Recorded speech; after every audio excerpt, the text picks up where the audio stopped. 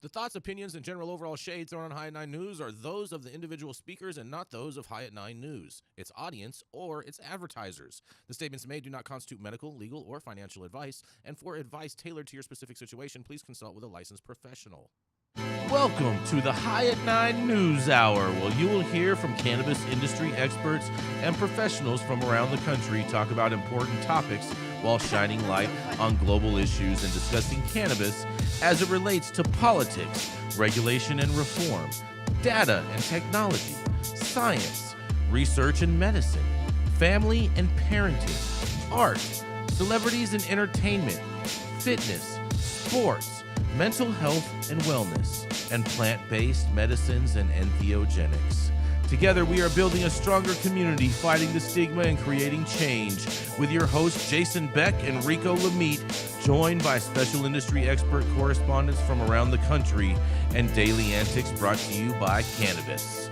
Coming to you live every Monday through Friday at 9 a.m. Pacific Time and high noon on the East Coast. And thank you all for getting high at 9 with us.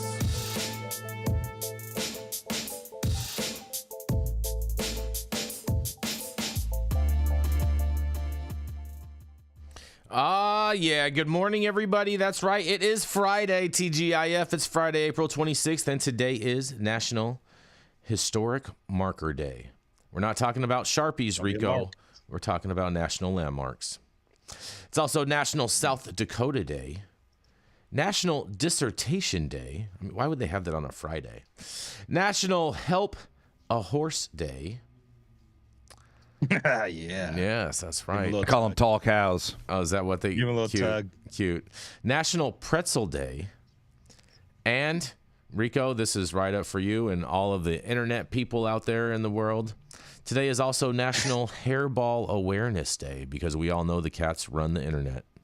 That's right. Thank you for joining us and getting high at 9 with us. It's also high noon on the East Coast. And please remember to like, share, and subscribe to us on all social media platforms. You can look up above on your screen to see exactly where we live on the internet. And we are live every Monday through Friday on YouTube, Rumble, Twitch, Twitter, Instagram, Facebook, and on our very own website at www.highat9news.com. But kicking it off first, that's right, he's here today, fresh to death, the dope dad himself, Mr. Rico Lamitte, who is constantly on the phone doing backflips and stunt kicks while he's doing the moonwalk. That's right, it is none other than the dope dad himself, Mr. Rico Lamitte. Look, there you go. There you go. There you go, Rico. You like that? Yeah, cute. You like that? Cute. All right. As I dive into natural Pretzel Day. All right, Wetzel. Last night was the beginning. Yeah, you know, the first round of the 2024 NFL Draft kicked off last night in Detroit, Michigan, and chances are whichever one gifted young man your team decided to gamble $20+ million of cold, hard, tax-free billionaire dollars on last night, chances are they will not be taking y'all sorry asses to the Super Bowl anytime soon. It's true. But if you happen to be one of the estimated 400,000 fans sad enough to fly out midweek without weed in your carry-on for the Motor City's very first NFL draft experience, don't worry. Jars Cannabis got you covered. According to Pachingas, Maureen Meehan, the Midwest dispensary chain teamed up with Chill Medicated, Kiva's Lost Farm, and Gold Crown for a 313 draft party, a cannabis-infused 2-day draft party event this weekend in downtown Detroit. While not officially affiliated with the NFL draft, Meehan said it stands as testament to the intersection of sports fans and cannabis enthusiasts and demonstrates the progressive acceptance and integration of cannabis into mainstream culture. Okay. The celebration began last night right across the street from Comerica Park, where the official festivities were happening, with local food trucks, live music, swag giveaways. Entry was free and open to adults 21 and over. Per the article, the 2-day celebration features premium draft viewing, where fans can watch the draft live in a specially designed 20x20 viewing area, complete with big screens, immersive sound, and stadium-style seatings. It's important to note that Meehan didn't specify what kind of measurement that 20 by 20 was, but if we're talking about square feet, hotboxing with a bunch of strangers while watching the draft on the big screen does not sound that great to me, but I digress. Detroit local sports media favorites Woodward Sports are covering the draft live at the event, offering insights, draft analysis, and guest interviews. Attendees are also encouraged to visit the interactive fan zones where they can participate in football-themed activities like a branded photo arch, whatever the fuck that is, a tire toss game. I'm assuming that means throwing a football into tires while on weed. Okay, that sounds kind of fun. While chances to win branded merchandise. In addition to the variety of local food truck munchie options, a notable lineup of Detroit's finest DJs are there all day to provide a soundtrack to your sadness by way of Detroit house music. Not to be confused with the far superior Chicago house music. Everybody in the shot knows what I'm talking about. But both have proven over time to deliver more joy to locals than each city's professional football team, because they both suck. The Bears and the Lions. I said it. Chill Medicated, Kiva's Lost Farm, Gold Crown, and Breeze Cannon are on hand to provide 313 draft party attendees with swag bag giveaways and special draft party promotions for JARS customers. But to keep in alignment with local regulations, alcohol sales and actual cannabis consumption is prohibited. What? I was actually thinking that this was going to be lit. Much like the NBA version, but on a larger scale. Anybody who's seen the first 2 days of the NFL draft knows what to expect. Draft day suits. Gold-digging friends and family who all think they about to be on payroll. IG model girlfriends and college sweethearts who conveniently forgot to pack their birth control. And of course, loud, drunk-ass fans who boo at every draft pick on cue. So while I'm happy to see a little unofficial cannabis-sponsored activity going down across the street, if this thing's a 21 and up only sober event, no alcohol or cannabis there, I don't really understand the allure. I guess you can go get a few discount coupons to cash in on later at one of the 3 Detroit JARS locations, but none of those are downtown. I find it hard to see why anyone would stop by for anything more than a quick pit stop for random free shit before actually moving on to smoking and drinking in the street like everybody else does, like every other normal human being does in Detroit. But that's just me. I don't know. I'm Rico Lamitte, the dopest dad on the street for High at 9 News. It sound like something you want to check out? So this sounds like every other type of major cannabis event where it's like, hey, we're having a cannabis event, but you can't smoke. Yeah, like free marijuana information. Yeah, like, hey, You just got to risk the information part. But look, you got to start somewhere, right? You have to desensitize usually the local officials and concerned community members that the sky is not, in fact, going to fall, Chicken Little, and everything's going to be okay. And in fact, the cannabis consumers are better behaved than the alcohol consumers.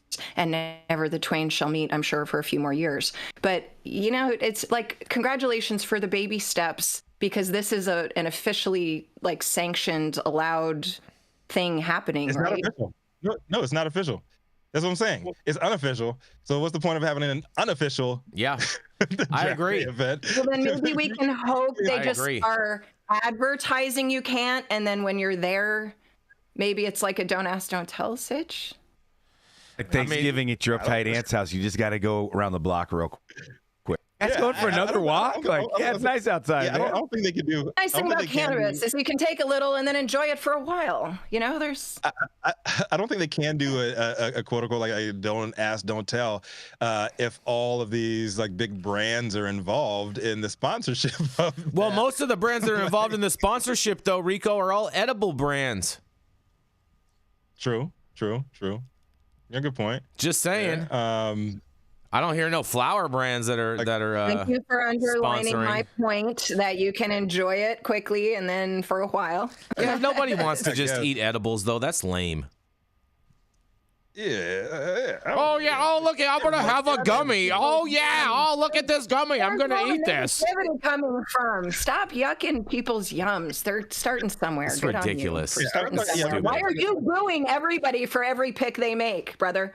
Edibles can be fun. I like to smoke weed, but man, edibles can be fun. I don't. Edibles, the right dose. Well, edibles put me to sleep. Yeah, like exactly. that. Edibles are. I'm totally useless. I don't even understand why people even buy those things. Yeah, but I don't yuck their yums. That's the difference. I'm gonna yuck their yums in that instance for sure. Right, everybody, flip off Jason. Yeah, he's a good representative of the Republican Party, judging other people for living slightly different than. Yeah, that's off, Jay. You know what? Hey, you know what? I'm with Christopher Brady in this. Christopher Brady, he's saying he'd rather have suppositories. At this, he's saying you'd event. Rather have suppository. Yeah, we all know that's not the truth, but nonetheless, people do butt beer bongs. It doesn't mean it's for everyone, and I wouldn't recommend that. No, look, suppositories are important for certain people, especially those that can't stop throwing up. But I wouldn't do that at a party. What in the butt? I don't know. But what I would say, how are they going to have the enforcement? How are they going to enforce this on anybody and stop anybody from smoking at this event? I feel like everybody is going to be smoking and drinking out on the street. This is Detroit. Exactly. But what I would have to say about what you said earlier, Dale, about the baby steps, that whole baby steps thing. Like, yes, I agree with you. But how are they going to even understand for you to take that bigger step that cannabis events aren't rowdy and everything if you're not showing them? I get it. And look, having been the first in many cities and having undercover cops buy tickets, thank you, for our classes just to try to bust us doing something wrong. Like, I understand the concern that they don't want to risk their company, their license, their employees. They're taking baby steps. We're talking about Detroit, though. I mean, Detroit is like the same thing as Oakland. Not exactly. The Midwest. It is ratchet. I would argue, while we are sister cities in a lot of ways and struggle with a lot of the same things, we instituted law enforcement priority early, and Detroit did not. Ann Arbor did. What's that other one? That's where all the white kids are. There's Traverse City. But those were the only two that told cops to back off. What about GR? Detroit really suffered. Grand Rapids and Kalamazoo are pretty. I'd say since then, yes. I'm sure this. Yes. I'm talking about back in the day when this was scary as shit. The city of Detroit Cleo was still going after black people, brown people, poor neighborhoods hard. So that's the difference. The city of Cleo got told to everybody hands off because that's where all the High Times cannabis cups were back in the day. Listen, we opened up Ann Arbor back in 2008, and that hotel was where everything else happened after that for years. Yeah, I remember that. Because they realized that we were not scary or dangerous. We also were the first that I'm aware of to bring in a consumption tent for the patients that were students, set it up on private land, took it out of public view, followed all the laws, and let everybody smoke cannabis, consume cannabis all the way through their 4-day program. So nothing but net. You got to be careful, though. You got to be careful. Look at that. I see what you did there. You got to get another. You got to get another catchphrase though. That's a basketball. Come on. Keeping up with the I am in the Bay Area. Hi. Yes. Can you blame me? Oh boy, we're gonna go to the Niners perennial losers. And we're gonna go do a commercial. Yeah, we kind of lost our football team. Bye, bitch. Bye. Yeah. We're going to a commercial. Yeah. Bye. Oh man, that was weird. Hey, you America. Do I look like Sean Connery?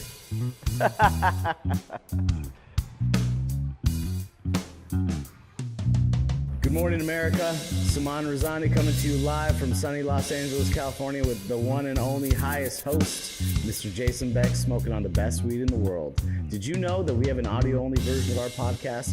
You can find it on Apple, Google, Amazon, iHeartRadio, and Spotify. No excuses in 2024. If you haven't checked us out, check it out now. And also, check out what the Prophet's doing in 2024. He's the highest Republican in every room, known for smoking the best weed in the world. You know that. And out in Detroit, where they call him White Gucci, I guarantee you, me and Jason don't agree on everything, but I guarantee you he would have had them all lit in that 20 by 20 box. That would have been, they would have been tapping out over there. Coming to the stage. Yeah. Jason Beck. Smoking. What do you have for us today, my man? They would have all been so excited to get to smoke with White Gucci, Rico. They would have been so excited. That would have been. But before I go into my story, I do want to send a big shout out, a big thank you to the Suitor Music with this big L super chat. Says, don't get caught boofing boof. Smoke in the cuts, you guys. And yes, so smoke in the cuts while you are out there in Detroit, if you happen to be out there. And hope you guys get some good footage too while you're out there. But so my headline, you guys are gonna love this, Rico. New York's fiscal budget vastly expands unlicensed marijuana store crackdown, you guys. And apparently this sounds like it's not just for card tables on 420. The newly approved annual state budget in the New York greatly expands enforcement actions and resources to curb proliferation of unlicensed marijuana operators. Governor Kathy Hochul, who a few months ago called the state's rollout of adult use cannabis retail a disaster, announced a series of measures that provides the state Office of Cannabis Management, the OCM, and local municipalities with new authorities against illicit storefronts and enablers, including, you guys, padlocking businesses immediately after an inspection if they are selling illicit cannabis and pose an imminent threat to health and safety. Fining landlords who fail to initiate eviction proceedings against unlicensed storefronts of $50,000 within New York City or 5 times the rent outside of the city. And third, allowing municipalities to enact laws and emergency actions regulating unlicensed cannabis businesses. Well, the state's fiscal 2025 budget also establishes a misdemeanor penalty for damaging or removing a padlock. Ooh, big threats right there. In New York City, an administrative hearing will be held within 5 days of initiating an emergency padlock order, with a decision issued within 4 days after that hearing. If imminent harm is an issue, the OCM will issue a violation notice and cease activity order. The stores will be padlocked after reinspection if unlicensed sales and activity continues. And if the store is licensed to sell alcohol, lottery tickets, or tobacco and vaping products, the OCM will send a notice to the relevant licensing agency and a warning the businesses could lose its license. The OCM will hold hearings upon request within 3 days and render a decision within 4 days after a hearing. And the $237 billion budget also lowers the standard of proof to evict a tenant in violation of cannabis law. Landlords need to prove only that a business is customarily or habitually engaged in selling marijuana without a license, not solely or primarily doing so. Task Force, Governor Hochul also plans to establish a statewide task force to handle civil enforcement to close illegal stores. Unlicensed dispensaries have littered New York neighborhoods, blatantly circumventing our laws and selling potentially dangerous products, the governor said in a statement. Enough is enough. I promise to protect our communities and hardworking legal cannabis licensees by expediting the closure of illicit storefronts, she says. The state has at least 2,000 illicit operators, according to figures obtained by the New York Times, and conversely, there are only 114 adult-use licensed marijuana dispensaries and delivery providers in New York, according to the latest OCM figures. Well, I'll tell you what, L.A. tried something like this, where they were going to be able to lock people out of their buildings, and that didn't work too well, so I'm pretty sure that they're going to end up having the same result in New York City. I can't see why they wouldn't, but nonetheless, this is Jason Beck for the High at 9 News Hour. What do y'all have to say about this? It's funny that I saw this story this morning, Jason, and it was right before another New York story saying how they licensed like a bunch of trap stores. Seems like they backtracked already on this. So it sounds like lip service. I thought they were imitating you, Rico, doing the Running Man all day. Oh, yeah, running in place, or just a great dance, or moonwalking. You know what I mean? I'm a child of the '80s, but I honed my dancing skills in the '90s, and the Running Man was popping. Just saying, Jason. Just saying. I mean, good luck, New York. I don't understand. You don't understand? Yeah. Also, though, just their thought that they're going to force this, but also somebody who's visited New York quite a bit and really digs the running of the city. Places. It's running every day. There's a million different departments. So while the weed department here might be saying that they're going to give permits, and these guys over here might be saying that they're going to take them, you could have just 2 department heads who hate each other arguing. This could be inter-office politics. It's hard to tell. New York is like a country unto itself. Oh, interesting. Interesting point there. Much like Mathieu California. St. I mean, that just goes to my point that they can talk all this talk and whatnot. I mean, they even passed legislation to lock people out of their businesses and red tag and even turn their power off. But none of that has been able to help to happen or work. You remember when LA was doing that, Jay? That's what I'm saying. That's what I'm saying. It didn't work. All in the LA. trap shops just had They just had still going. EU 2000s on the ceiling. Bro. They literally just had little Honda generators on the ceiling, dude. They're like, "Come on, let's get this. Turn off my water. I don't care. Let's go." Ain't nothing stopping these guys. What do you think about Man, this, Dale? The trap is undefeated. The trap in the internet, undefeated, bro. Do you have a proliferation of illicit stores up in Oakland, Dale? We have everything in Oakland. I bet you do. What you need? Jason? Yeah, Big exactly. Exactly. Oakland was first to What move you on. want. Oakland was first to move on psilocybin, weren't they? Psilocybin and MDMA before everybody else. Yeah. Actually, it's decriminalized nature, so it doesn't cover synthetic molecules, but it is any or fungi.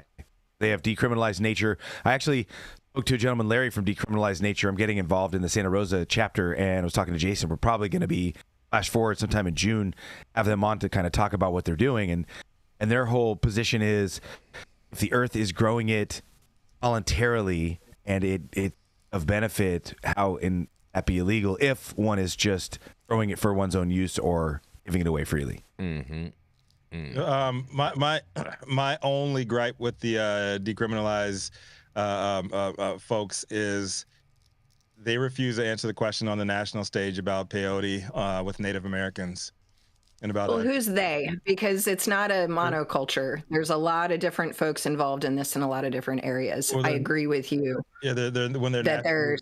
And I asked the question, their LA chapter here, and they're like, we have nothing to do with like the national message. What we do here is like very, very different. So it's like very like just like kicking the can. But I'm like, yo, if you're under this umbrella of a national movement, like address how, if Native Americans are pushing back on excessive use of ayahuasca and peyote, then address that. And I think that part of the issue is also how to honor Native Americans in addressing it. And that seems to be where the crunchiness has happened between a few groups to figure out how to do that. So I agree. I encourage these conversations are crucial for the stakeholders, our Native American population who've already been trampled every other way. Let's not continue the travesty. Yep. Fair enough. I mean, decriminalize nature. But I will say the first church that opened here in Oakland, it's been open for years now and was opened by a gentleman who was one of the first in cannabis as well. So he's been poking a stick in the eye of these various issues on the bleeding edge for many years. International Church of Make Money. Right. I think it's kind of a farce to call it a church, but I guess we went through the same charade with all of our medical issues that we were all having up in recreational cannabis. I don't agree with a lot of ways this person has done business. I will share with you. However, it is called the church. I know. No, I know it is. It's the side door church, but it is just a dispensary, and I completely support it being a dispensary. I just think that safe access, right? Hallelujah. 100 drugs. Shout out to fake churches. They're all fake. Amen. Exactly. Hallelujah, Rico. At least this one sells you some mushrooms. Right. Oh boy. If you read ancient scripture, you might have realized that's how they found God back then too. I was going to say that, Dale. I was going to say that. Maybe that's why they're calling themselves a church, is because they're like, these mushrooms will make you. Maybe this is why America's lost its spirituality, is because we've lost touch with our plant medicines. Read the Immortality Key. It'll tell you like 90% of what you need to know about religion, where we are today, and where it all came from. Maybe I've posted the link to. I've posted the link to the Immortality Key Sacred Mushroom and the Cross, and a bunch of books that discuss all of these subjects, the mushroom and early Christian art, to the High at 9 Discord. If you go on the High at 9 Discord, there's a book recommendation channel, and I've been posting links to a ton of books there that discuss this. So make sure you join on to the High at 9 Discord. Just hop on in. Yes, slide on in. I feel like if we want to have, you know what I'm saying, all these churches, I think we should just probably call them spiritual centers and replace spiritual centers with all the harm reduction clinics in the country. Yeah, or blend them. That could be great. Blend them. Biggest thing is we don't need anybody telling anybody else how it is. We have two realities that we deal with as people, and one of the biggest problems we have on this planet and this country is using these two realities. We have an external consensus reality. This is a reality we all construct together through cooperation, sometimes non-cooperation. Mm-hmm. We have our own internal reality. Our internal reality is unique to us and can't really be replicated. And what happens is people try to take their internal reality and some truth that they've experienced and then project it onto other people and make people conform to their reality. That's where we have the biggest problem in all of our societies, right? And we need to really have an agreement that when it comes to spirituality, you do you. Don't try to put it on other people. Don't try to tell people how spirituality. So I think if we have spirituality, the messages should come from the plant and fungal teachers, not from other human beings, unless they're real simple messages of ethical living. You know, treat other people as you wish to be treated. Beyond that, let's not tell everybody how to be. But I think we do, Jason, need harm reduction clinics everywhere. And I have an idea I wanted to share real quick, since we're already off the rails on Friday. We get a bus. We get one of those big San Francisco school buses, right? The ones with the little accordion in the middle. And the front of it says, free rocks. You don't tell anybody all the rocks are DMT crystals. The back of the bus is housing services, employment services, you give them folks a pass to take a shower, et cetera, et cetera. So we just cruise the Mission and anywhere else where there's a big drug problem. We're like, yo, we got free drugs, dude. Come on, get it. Free We just give them all the free DMT hits they want. And then when they come back, they're like, oh, dude, I need help, and I got to get my life together. Then we throw them through the back of the bus, we get them all their services, and then we pop them out. Good to go. You are a dreamer, Mathieu St. Germain, a big, big, big dreamer. Anybody wants to fund my vision? Yes. Contact me on the Discord. We are going to keep this train rolling. We are going to, Dr. Mark should be joining us pretty soon, but we're going to roll right on in to Miss Dale Sky Jones. She's the chancellor at Oaksterdam University. She's a mother, an educator, and, of course, that's right, she is constantly showing everybody how to keep up with the Joneses. That's right, it is none other than Miss Dale Sky Jones.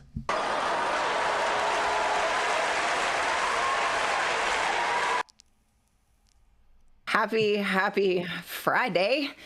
I am here to talk about Texas, the last state that we really need to tackle before the rest fall. Texas governor condemns local marijuana decriminalization efforts as Lubbock voters decide on reform at the ballot. This is by Kyle Yeager of Marijuana Moment.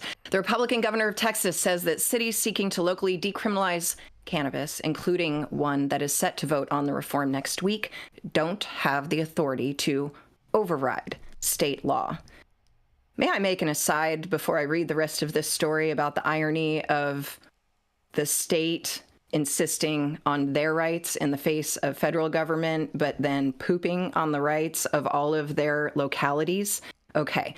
3 months after Texas Attorney General Ken Paxton, his boo, sued 5 cities over voter-approved cannabis decriminalization policies, Governor Greg Abbott, Republican, addressed the forthcoming vote in Lubbock, where the reform is on the local May 4th ballot. You got any friends in Lubbock? Give them a call. The governor told KAMC that his concern was bigger than the question of decriminalization itself and was more a matter of localities superseding state laws. Local communities such as towns, cities, and counties, they don't have the authority to override state law, Abbott said. If they want to see a different law passed, they need to work with their legislators. Let's legislate to work to make sure that the state, as a state, will pass some of the law. The governor's previously said that he doesn't believe people should be in jail over marijuana possession, although he mistakenly suggested that Texas had already enacted decriminalization policy to that end, just like he's ending rape in Texas, I'm sure. In the new interview this week, Abbott said it would lead to chaos for voters in individual cities to be picking and choosing the laws that they want to abide by under state statute. It's an unworkable system, he said. Early voting on the Lamitte measure began on Monday, April 22nd, and goes through Tuesday, the 30th, with Election Day coming on the following Saturday. Paxton, the state attorney, hiss boo, used more inflammatory rhetoric when his office announced that it was suing 5 cities over local laws decriminalizing marijuana that voters approved, vowing to overrule the anarchy of pro-crime extremists. So now our patients are pro-crime extremist anarchists who advocated for the reform. He filed lawsuits against the city of Austin, San Marcos, Killeen, Elgin, and Denton, and the litigation is still pending, but advocates in Lubbock are moving ahead with their local reform effort nonetheless. Adam Hernandez, the Lubbock decriminalization campaign director, who's also running to become the city's next mayor, told Marijuana Moment on Thursday that he feels the Attorney General's lawsuits have actually engaged people to vote in favor of the reform proposal. I don't know that it's working quite the way they'd like it to work, he said. They've been getting a lot of pushback from the community, people calling out a lot of the misinformation that has been going around.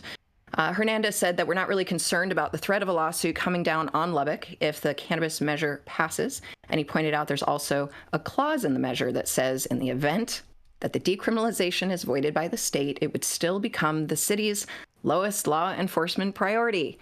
Excellent start. And I just want to point that out for other policy makers and thought leaders to put those like if-then scenarios in the law so that you at least have a safety valve like they just did. Well done, Lubbock. Last December, lawmakers in Lubbock officially approved a resolution to put the local decrim initiative on the ballot after declining to enact on the reform legislatively. So they tried to go the ledge route, and they're like, no, we're not going to talk about it. Well, why the hell aren't you going the ledge route? Meanwhile, activists that I'd love to call out, Ground Game Texas and Texas Cannabis Collective, have been collecting signatures to place local marijuana decriminalization initiatives on the November ballot in 2 more cities, Dallas and Lockhart. In general, the measures that have already been enacted in Austin, Denton, Elgin, Harker Heights, Killeen, and San Marcos prevent police from making arrests or issuing citations for Class A or B misdemeanor cannabis possession offenses, unless it is part of a high-priority felony investigation for narcotics or violent crime. Harker Heights wasn't targeted in this particular lawsuit, probably because they refused to implement the voter-approved policy change, which then prompted Ground Game to file suit against the officials last December. Also, shortly after voters in Harker Heights approved their measure, the city council overturned the ordinance over concerns that it conflicted with state law. Activists collected signatures for another initiative and successfully repealed the repeal last May. Well done, though officials have still refused to move forward with implementing the will of the voters. In November, Ground Game released a report that looked at the impacts of marijuana reform laws. It found that the measures will keep hundreds of people out of jail, even as they have led to blowback from law enforcement in some cities. And the initiatives have also driven voter turnout by being on the ballot. I wonder if that's why they don't want it on the ballot. As we close, there is... advocates are facing in different jurisdictions in Texas where voters have approved decrim, but the city councils have temporarily paused implementation of these, I just want to say again, voter-approved ordinances. And so Killeen City Council eventually gave it their approval, but then the county filed a lawsuit against the city. So now that everyone is hogtied in the back of the pickup truck with lawsuits, at the state level last year, the Texas House of Representatives passed a series of bills to decriminalize marijuana, facilitate expungements, and allow chronic pain patients to access medical cannabis as an opioid alternative. But they ultimately stalled out in the Senate. The House has passed similar decrim proposals in the last 2 legislative sessions, so 2019, 2021. Those of you that aren't aware, Texas goes every 2 years, and nothing happens in between. Separately, a Texas Democratic senator brought the issue of legalization to the Senate floor last May, and basically was shut down in the middle, Lieutenant Governor Dan Patrick agreed to another member's point of order and said that the cannabis amendment was not germane to broader legislation. So once again, bring it to the ledge. No, don't bring it to the ledge. Nearly 3 in 4 Texas voters, that's 72%, support decriminalizing cannabis, according to a University of Texas Politics poll, Texas Politics Project poll in 2022. And more than half, 55%, say they are in favor of broader legalization. Only 17% said it shouldn't be legal at all. I would love to hear what others on this panel think about the politics in Texas. My name is Dale Sky Jones, coming at you from Oaksterdam for High at 9 News. More of the same coming from Texas. I mean, more and more of the same. And as long as Lieutenant Governor Dan Patrick is there, I expect to see the same thing, because he's really the linchpin and the ringleader in all of this. And until you get rid of him, you're going to have more of the same. It's a three-legged stool, in my humble opinion. When's he up for election again? Anybody know? Well, let's use the Google machine here. Right. Yeah, and we have a chance to flip the senator in Texas this time round. I think that there's a valid fight. Cornyn or Cruz? Cruz is good. Elected again in 2022. No, I'm sorry, Cornyn. Cornyn. We can replace Cornyn. I'm fine with that. Jim Cornball. Mm-hmm. Yeah, I'm good with replacing Cornyn. We can definitely use someone a little bit more progressive, so to say, than himself. He likes to play, you know what I'm saying? Oh yeah, I'm with it for a second, and then turn around and you know what? I'm not really so with it, and we're just gonna roll like that. He likes to do that. Yeah, 2 years. So where's the money? Where's the money in Texas? Because I always just follow the money. How do these three at the top make money on prohibition? Do they own drug testing? Do they own what is it that? There's 2 places where there's a lot of money in Texas, at Joe Rogan and Elon Musk's house. Both of them. One's Why in do you Austin. boys always have to bring it back to Joe Rogan and Elon Musk? We like those two. Yeah, we like those guys. Yeah. The crazy part. Truth hurt. You all did a little introspection there. I could see. The crazy part about it is Texas and Texas's economy, like oil and agriculture, would be perfect for cannabis. Oh, also too, they have They have a big they have the only export of red-haired oxes to Israel. Right. So yeah, their economy is very, very business friendly. It would be excellent for cannabis to be legal there. It really doesn't check. This would have been a few years ago a great way to poke the Obama administration in the eye. So where's the money? Because if there's not, if all the politics in theory align, then it's got to be money. What do they own? How are they making money on prohibition? Well, families that control Texas are radical right-wing Christian cultural issue, just like the abortion issue and other issues in Texas. Right. It's a complete cultural. You really think it's religious? I mean, have you been to Texas? Do you read the news coming out? I have. I've spent quality time in Texas, and I'm not saying outside of Austin. Yes. You know the best part. My experience of Texas is radically right wing. I leave them to it. I'm not saying that as a judgment. It's radically right wing. It's radically Christian. Their lawmakers continue to espouse radical right wing white nationalist Christian in the talking points, like Senator Ted Cruz, for instance. And so I don't see why there's and this is seated and it is good and it is given by God and Jesus used it in sacrament. There's I agree with you. I'm not gonna try to fight somebody's nonsense with their own nonsensical about Christianity. If you really get into that book, I agree. Book is coded stories. The original Bible, the Torah, is information that was originally from ancient Egypt and Africa. And what it is, it's holographically encoded where each symbol is also a number, and it's written a certain number of symbols from left to right the same every single time, because it's actually like a mathematical computer to be used. But we're digressing, and we can agree that cannabis has been used for eons, right, by humans. Yeah, the stories in the New Testament are stories about mushrooms. Yeah, it's true. Okay. That's all I'm Not saying. fighting on religion with you or Yeah. the sort of religion. What I'm saying is there something more than religion? Because these same religious zealots that you're describing are okay with the behavior of President Trump. So they weren't okay with Clinton, but they're okay with. So I'm just saying, I don't buy religion. Show me the fucking money. Where are they making the money? Does anybody know in chat? Can someone tell me? Dale, my guess is, like we were talking about, like binary issues and binary stances earlier, is they just picked their side, and it's not, and they don't want to deal with like any gray area. Like, there's either a yes or a no. There's no nuance and everything, and they just want to make it easy and say like, no, we are against this, and they're using religion as an excuse because it's easy to pin stuff like this on religion, because you're going to get a bunch of followers that are, if you must not like Jesus if you like that, you like smoking on that weed. Like that's the way. I understand ideologically where you're coming from, but now I want to just go do some research on what he's invested in.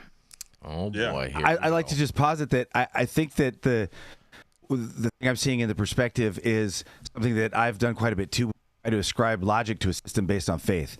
And the difference between logic and faith is 1 + 1 has to be 2 in a logical system, whereas in a faith-based system, 0 = 1. And so the moment you start with 0 = 1, that's how radical Christians can say that Trump is like the chosen one, because they've already spent their entire life basing their entire system of navigating in the world on 0 = 1 and on all types of contradictions. It's really easy to know that the guy who displays the worst behavior at every step is also the chosen Lamb of God. And if you wonder if questions, you're against God. If we're doing the same thing that like South Americans did because of all the history and the tradition of first the God came across the ocean and was white and is supposed to come back. So when Cortez came over, lighter skinned, they thought that he had powers. Same with Columbus, because he had astronomers and knew when the moon would be blocked out to frighten people. That this same religion set us up for this same false prophet now, because we thought he was coming again. 100%, yes. Christianity is a social control system invented by the Roman Empire. It's a co-opting of a psychedelic religion for social engineering and control and class stratification. I'm probably going to get assassinated, you guys. It was really nice doing this news program. Well, on that note, we're going to go to a commercial. We're going to be right back. Yeah. The Control Tower from Highly Educated has perfected the dab. Utilizing the concept of thin film evaporation, you can waste none of it and taste all of it. The micro texture of the SE pillar increases nucleation at elevated temperatures. And with the tower propelling at 2,600 RPMs, it's certainly the most efficient dab experience to date. The Control Tower from Highly Educated. All right, stop whatever you're doing and make sure that you hit that like button. I know you'll appreciate it, we'll appreciate it, and you'll probably even have a better weekend for it.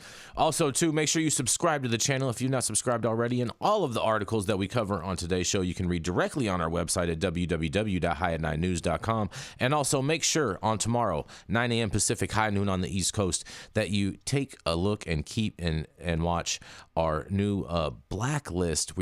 I go over the stories of the blacklist through the week, and we share a bunch of different comments from different comments on the different posts and whatnot. So make sure you check that out on your weekend. I'm Jason Beck, and this is Smoky Vanilla. And if you want to feel as good as I look, then you need to get a stretch and smoke with Smoky Vanilla. Hi, I'm Smoky Vanilla. I have my bachelor's degree in kinesiology, and I'm a sports massage therapist and stretch coach. I focus mostly on individuals that are in sport with chronic pain or injury. I love to intuitively create and customize a session based on the individual that I'm working with. We'll go over a few postural assessments, work together to create a wellness journey based on the health history, past injuries, or anything still affecting you today. And we'll get you back on your feet right away with less pain.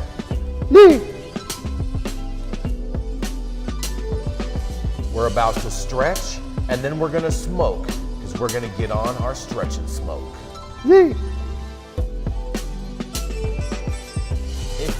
want to feel as good as I look, then you need to come on down and get a stretch and smoke with none other than Smoky Vanilla. Yee!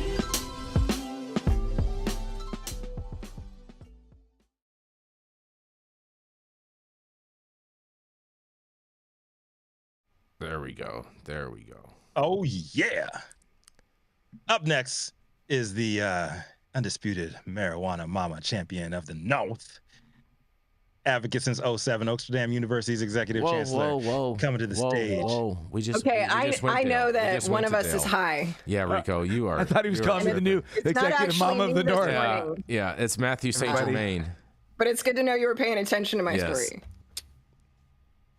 It's Mathieu St. Germain. We're waiting on Dr. Mark. Everybody. Dr. Mark is running late. I'm the today. new Okay. executive Yeah, mama yeah. of the North, Matthew. I go by Yeah, the I was like, cheat. wait a minute, I thought I was the only chick on here. Who's the other mama? Yeah, no, I no, just I mean- had a Ron Burgundy moment. Rico is doing what he's supposed to do. Rico is following his sheet, so that's fair. That's a fair point. Yeah, Rico. I'm just like, I got my love Ron you, Burgundy Rico. moment over here. I was like, shit, I don't have another story. I'm pretty sure she just went, but coming to the stage next, joining us from the astral plane. But he's not on the astral plane today. He has joined the regular human beings and is in the studio with Jason and I. He is the executive chancellor of Trippin' Balls. The originator of the Psychedelics Book Club, the host of the What's Good 420 podcast, and also a fellow dope dad. Always love to see those doing the damn thing up north. Also, come to the stage, the man, the immortal legend himself, Mathieu St. Germain. What'd you have for us, my man MSG?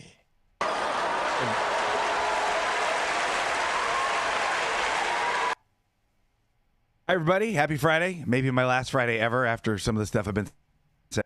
If I've ever offended you, I might be sorry. I have a great story. There's a bipartisan group of congressional lawmakers telling the VA to prepare a plan for MDMA-assisted therapy as the FDA considers approving psychedelic. This is from Marijuana Moment as well. Bipartisan congressional lawmakers are asking the U.S. Department of Veterans Affairs to produce a plan to begin providing MDMA-assisted therapy for veterans as soon as the psychedelic is approved by the Food and Drug Administration. In a letter sent to the VA Undersecretary Sharif El-Nahal on Tuesday, Representatives Morgan McGarvey and Morgan Luttrell and 7 other members said FDA could approve alternative treatments for post-traumatic stress disorder such as MDMA as soon as this summer, planning on the VA's part. We're concerned that if the VA is not prepared to implement emerging psychedelic-assisted therapies when they become available, veterans will be left to navigate providers outside the VA who may not have the specialized expertise in addressing their unique needs in the relevant military context of their trauma. Potential lack of in-house capacity at the VA could threaten the mental health of our nation's veterans and carry significant cost implications for the VA. FDA agreed to review MDMA-assisted therapy as a potential treatment option in February, and the application was granted priority status. The agency set a target date for determination by August 11th. We are encouraged by VA's commitment to further research, but remain concerned about the implications of FDA approval of MDMA-assisted therapies without a plan in place at the VA to ensure these treatments are available to veterans through VA, and that there are adequate training initiatives to ensure proper staffing levels once those therapies are approved. The lawmakers wrote in their letter in an overly long sentence. We respectfully request that you produce VA's implementation plan that would be deployable as soon as this novel treatment option is approved for clinical use. Specifically, the plan should address care models, the implementation timeline, and locations for in-house administration of MDMA, staff training, and more. Legislators are asking VA to produce a report by July 1st. Besides McGarvey and Luttrell, signatories on the letter include Representatives Jack Bergman, Julia Brownlee, Chris DeLuzio, Marianne Miller, and others. Full split of Republicans and Democrats urging to see. We want to be prepared to support the VA in leading the nation through expanded research and clinical implementation of this novel care model, ensuring veterans receive highest access to the highest quality mental health care available. I think this is good news, and I'm really excited to hear what you guys have to say. This is Mathieu St. Germain, Friday, High at Night News. I agree with you a lot. This is great news. Yeah, this is great news. Yeah. Like, This is great news. I mean, this is fantastic for our veterans who definitely that want to use this as a therapy or medicine or whatnot for what ails them. I think veterans should be able to consume whatever the hell that makes them feel better, regardless of anything. That's just my kind of take on it. I don't think they should have any blockade on anything that they feel that makes them a better person or a more productive or acclimate back into society. Any of those things, I'm all for giving veterans whatever they need. Yeah, if you have participated in any kind of these military actions since the Korean War, like America is 100% indebted to you. Period. Very, out there very true. And fought these CIA operations. Like, you can't tell them shit. We should not be able to tell them shit. They should have the key to every city. Yeah, very good point. I hope more people start interfacing with cannabis and psychedelics, and we get a higher vision of supporting our American citizens by keeping them home instead of sending them for resource wars for energy corporations based in the U.S. and Western Europe. Yeah. But at the same time, anybody who has been, for any reason, has volunteered and or been coerced should be treated with the utmost care, because we really need to reintegrate those people into our society. Yeah.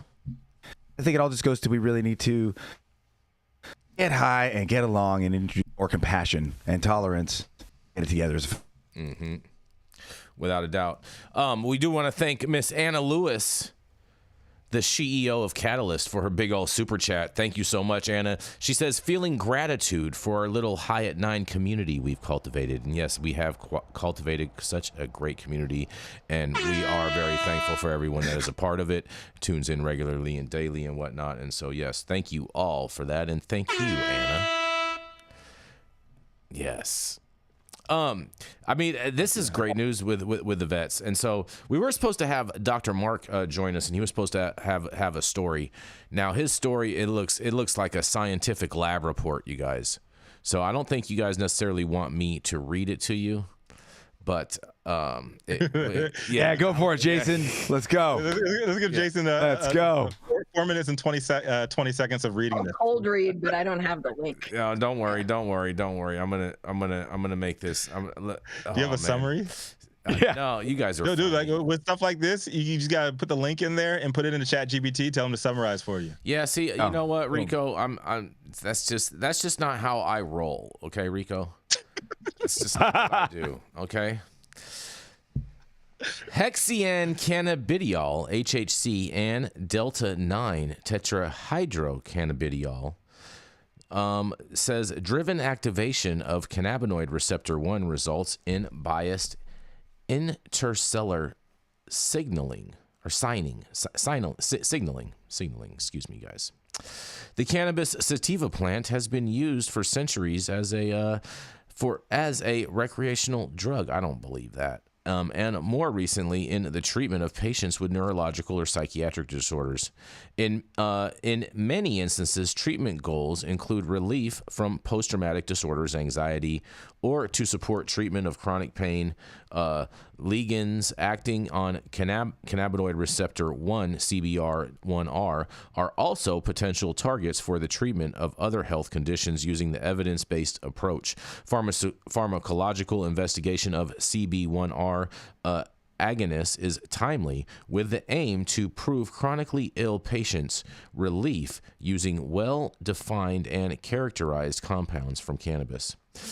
HHC, which is hexadrocannabidiol, currently available over the counter in many countries to adults and even children, is of great interest to policymakers, legal administrators, and healthcare regulators, as well as pharmacologists. Herein, we studied the pharmacodynamics of HHC empires, which activate CB1R, and we compared their key CB1R mediated signaling pathway activities and compared them to pathways activated by THC delta 9 THC. We provide evidence that activation of CB1R by HHC lignins is only broadly comparable to those mediated by THC delta 9, and that both HHC empires have unique properties. Together with the greater chemical stability of HHC compared to delta 9 THC, these molecules have a potential to become part of modern medicine, and especially once it goes to Schedule 3. That's for sure. But let's this thing goes on, and I'm not really going to understand a lot of this. I wish Dr. Mark was here for this. Yeah, go ahead, Dale. Let me explain one thing, because there's a few things I understand, and I am not a doctor. I only play one on High at 9 News. But Dr. Jones. So intercellular and intracellular. So intracellular means what happens within an individual cell. So what they're doing is they're realizing that this is at the cellular level, that it is interacting and affecting within the cell. It may be, and this is in contrast to so intracellular is within the cell, and intercellular is between different cells. And it's likely through the fluid. There's different types of fluid. So you're familiar with some of this. I know, Jason, with your condition. We have interstitial fluid. That's what bathes the outside of cells. Okay. Intravascular, plasma, lymph, cerebral, spinal fluid. So this is what flows between the cells. This particular study is what happens within a single cell. And that is kind of mind-blowing, whether you understand anything else or not, that we have now brought it down to this level, and not just this study. But it's exciting. This is like basically we made I did put this in Chat GPT, and it's just like real quickly. It says the link article investigates the effectiveness of various deep learning models in predicting the likelihood of an individual having Alzheimer's disease based on MRI images. The study explores different architectures and processing and techniques, assessing the performance and accurately diagnosing Alzheimer's disease with cannabis. The findings suggest that certain models, particularly those utilizing convolutional networks, and transfer learning, demonstrate promising results in their predictions. Additionally, pre-processing methods such as skull stripping, I don't know what that is, skull stripping and intensity normalization I know what skull to enhancing stripping model is. performance. The finding deep learning approaches in aiding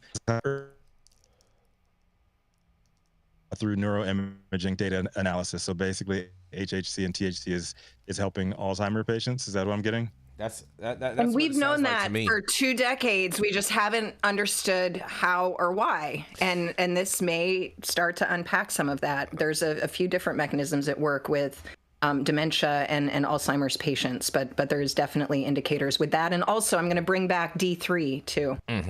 So it sounds like, Dale, correct me if I'm wrong, it sounds like they made a CERN for cannabis. Wouldn't that be amazing? That's what this sounds like. I don't think we're quite that far yet, but it's a step in the right direction. Well, Adam, I think do we have one more commercial, Adam? Yeah, there we go. All right, yeah, we got one more commercial. We're gonna go to this commercial. We're gonna be right back. Get ready for the return of the shit show to Los Angeles, returning Friday, May 3rd, 7 p.m. to midnight at a brand new venue. Comedy sets by comedians such as Demi York, Lindsay Ames, Alyssa Phillips, Chris Thayer, Josh Shakespeare, Fumi Avi, Jay Snow, Brent Weinbach, Chris Kelly, and hosted by none other than Abdullah Saeed. So head over to www.cloudmedia.partners now to get your tickets, and we'll see you there. All right, Rico, we're back. And I found this last story because I felt like this was a good way to end the weekend on, kind of like, don't be this guy kind of thing. This is a perfect example of what not to do on your weekend. Okay, you guys all with me? Shout out to the 757. I bet. Virginia Beach conviction sheds light on marijuana DUI cases and challenges, they say. The Virginia Beach man on trial for hitting 2 women with his pickup truck has learned his fate. It took a jury 2 hours to find Nathan Poole, 26, guilty on all charges, including DUI, maiming, and involuntary manslaughter DUI. In August 2022, Virginia Beach police say Poole crashed into Rosa Blanco, 76, and her cousin Conception in Town Center. Blanco died at the scene, unfortunately. According to court documents, Poole failed some field sobriety tests and allegedly told officers he'd smoked marijuana. The family of the victims are calling the conviction a relief, and meanwhile, his attorneys still argue marijuana is not to blame for this accident. In quotes, "The indicators were not there. I felt that's what we put forth in front of the jury," said defense attorney Diane Toscano. After the jury handed down the guilty verdict, the defense and prosecution commented on the rarity of marijuana DUI cases, in quotes. "This will probably be a case that people are talking about for a very long time," said Virginia Beach Deputy Commonwealth's Attorney Paul Powers. Toscano added, "There's not enough scientific evidence for citizens to know how to handle this field." When someone is stopped for drinking or driving, they can take a breathalyzer test, and if their blood alcohol content is above 0.08, they're legally impaired. However, there is no breathalyzer adjacent test to determine if someone is impaired by marijuana. In a quote, "There is no test that can be taken on scene, but there is a test that can be taken at the hospital, and that's a blood draw," Dan Miller explained. He's a criminal defense attorney who handles marijuana cases. Miller added officers need specific training to perform tests on the scene if they think someone has not only taken drugs but is impaired by them. And in quotes, "Generally speaking, if an officer pulls over somebody that they think is under the influence of marijuana or some other drug, they'll call in the drug recognition expert to perform these tests," he said. Well, I mean, just saying on that, the drug recognition experts are taught that if you smoke weed that your tongue turns green, so I'm not sure if I can hold enough faith in that. But nonetheless, Kenny Miller is a retired police chief, and he says testing someone for alcohol impairment may be more cut and dry, but drug recognition officers are experts in their field, he says. "I would say it's a bit more challenging, but these officers not only go through regular police training, they go through additional training to become drug recognition experts," Miller said. In Poole's case, the jury used testimony from a master police officer. That's weird. From a master police officer, body cam footage of the impairment test, and a toxicology expert's report to reach a conviction. According to that report, Poole had a blood THC level of 0.0052, which is well above many states' legal threshold for impairment. The expert testified they couldn't pinpoint exactly when he had ingested it, but estimated within 4 to 6 hours of the crash. In a quote, "The jury concluded that based on scientific evidence as to how the levels of THC within the individual's blood likely had a significant effect on his ability to make good decisions," explained defense attorney Miller. And when asked if the Commonwealth should set a more concrete standard for marijuana DUI impairment levels, similar to other states where the drug is legal, Toscano said, "I don't know if that's possible with what we've heard from the experts about marijuana, but that would be helpful." And Powers said, "That is up to the legislature. We are just happy that this conviction sends a message to the general public that you cannot drive after smoking marijuana and being under the influence of marijuana in Virginia Beach or anywhere in Virginia," he says. And Poole will be sentenced in August, and he faces up to 10 years for each felony count. So, you guys, this weekend, do not be this guy, for sure. Whatever you do, be safe out there. What do y'all think about this? DUIs, weed DUIs, you guys. I mean, did he tell the cops that he had been smoking? Is that what you said? Yeah, he admitted that he had been smoking weed. Yep. Which you're not supposed to do. You're supposed to STFU. Yeah, you gotta shut up, man. STFU. Yeah, you gotta shut up. Like this is sad. Sad on both ends, and this is only going to bolster Youngkin's prohibition ass ways. So, Yeah, definitely. sad. Definitely. Yeah. We've got to hold people accountable for their bad decisions. You can't be a dumbass. Whether you're choosing to text while you're driving, there's just so many bad decisions that you can make when you're behind the wheel, and that is, truly it's a deadly weapon. And I think we're too casual about driving generally, and how we care. And I'm curious how self-driving will either improve or not. But I also think that there's another problem that's a policy problem with cannabis and cannabis consumption specifically, and that's that localities are afraid of smoke. They're afraid of smoking. Cigarettes, rightly so, have also made it illegal in several states because of employee rights to not be around a smoke-filled room, because secondhand tobacco smoke is deadly. While the same indications aren't there, there's also a large contingent of people that are offended, either because they believe it or truly are allergic or otherwise bothered by the smell of even growing cannabis, that it's just too much. And so people are trying to switch to, well, what doesn't smell like anything? Well, a gummy doesn't smell like anything. And so they're intentionally legislating that eating cannabis is the solution to not have to smell it.